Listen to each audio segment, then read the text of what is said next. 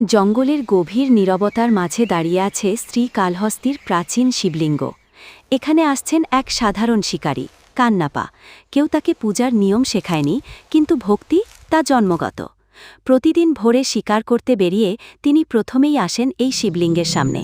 নিজের পান করা জল মুখ থেকে ঢেলে দেন প্রভুর গায়ে। জঙ্গলের ফুল, শিকার কলা, মাংস যা আছে সবই অর্ঘ্য। লোকেরা হাসে, কিন্তু কান্নাপা জানেন ভক্তি হৃদয়ের, নিয়মের নয়।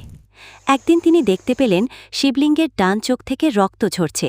কান্নাপা হতবাক, আমার প্রভু আহত, আমি কিভাবে দাঁড়িয়ে থাকি? নিজের ছুরি দিয়ে নিজের ডান চোখ উপড়ে শিবলিঙ্গের ক্ষতস্থানে বসিয়ে দেন। মুহূর্তেই রক্তপাত থেমে যায়।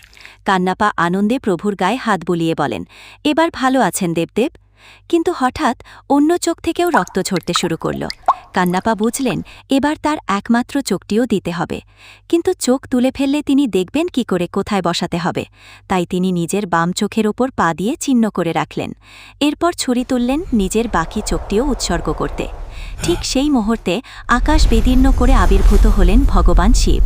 তৃতীয় নেত্রের দীপ্তিতে আলোকিত হল চারদিক।